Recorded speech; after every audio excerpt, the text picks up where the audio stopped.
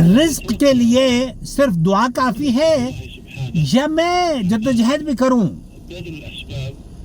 یا صرف سبب پر توکل کر بیٹھ جاؤں اور اللہ سے اس بارے میں دعا نہ کروں؟ تو شیخ فرما رہے ہیں کہ یہ ادھورا کنسپٹ ہے. ہم مسلمان ہیں, ہمیں اسلام ہر چیز میں اسباب سے بھی جوڑنے کا ہمیں حکم دیتا ہے, اور ہم اپنے رب کے جس نے ہمیں پیدا کیا ہے, جو رزاق ہے, جو رزق دینے والا ہے, جو اپنے بندوں پر اور اس کی مخلوق پر بڑا کریم اور رحیم ہے, اس سے کبھی بھی دوری نہ کریں بلکہ اپنے رب سے دعا مانگتے رہیں.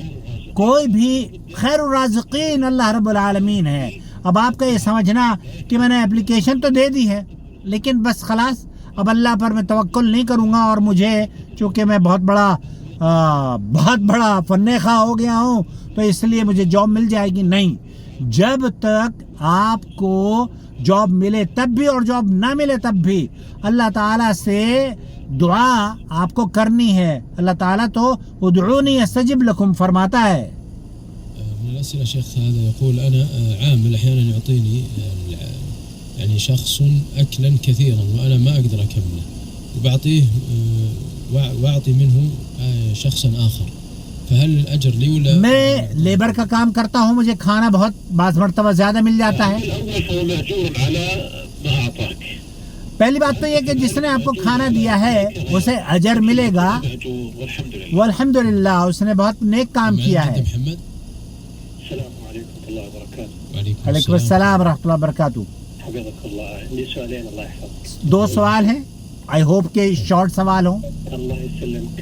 بالنسبة للمسبوق المأموم المسبوق إذا أدرك الإمام نماز پڑھنے والا جو امام کے ساتھ بعد میں شامل ہوتا ہے. السؤال الأول المسبوق السنة أن يكبر تكبيرتين.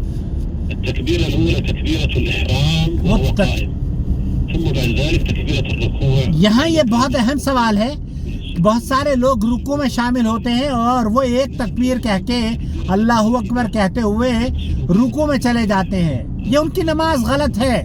شیخ سعد الخذلانی کہہ رہے ہیں کہ صحیح بات یہ ہے کہ آپ نے پہلے اللہ اکبر کہیں, تکبیرۃ الاحرام یا تکبیرت وہ جو نماز کے آغاز کی تکبیر ہے وہ, اور اس کے بعد پھر آپ رکوع میں جاتے وقت اللہ اکبر کہتے ہوئے تکبیر کہہ کے رکوع میں جائیں.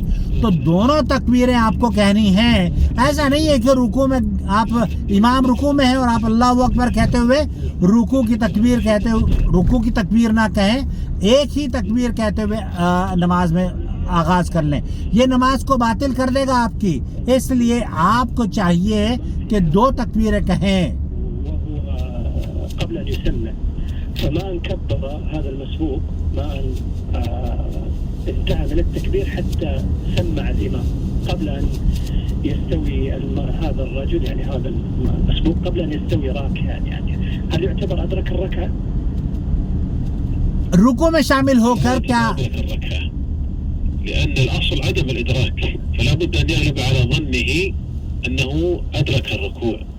اگر اس نے سبحان ربی العظیم کہہ لیا ہے تو بہت سارے اہل علم کا موقف یہ ہے کہ اس نے رکعت پا لی ہے. لیکن صحیح بات یہ ہے کہ رکعت سورہ فاتحہ اور قیام کے ساتھ ہی مکمل ہوگی.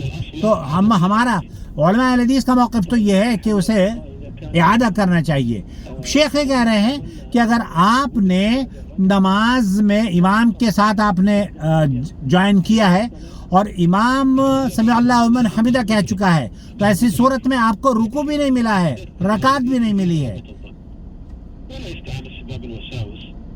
ان وسوسوں سے آپ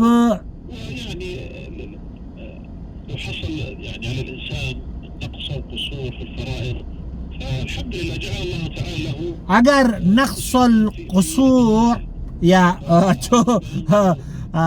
کچھ کمی بیشی اگر نمازوں میں ہو جاتی ہے تو اللہ تعالیٰ نے کمی بیشی کو دور کرنے کے لیے نوافل کا اہتمام کریں. آپ اگر تطوع سنن اور نوافل کا، سنن اور نوافل دونوں ایک ہی چیز ہے بھائی، تو سنتوں کا آپ اگر اہتمام کریں گے تو آپ کی جو کمی بیشی ہے وہ پوری ہو جائے گی. تفتح باب الوسواس. فهو في حينه إذا غلب على ظنه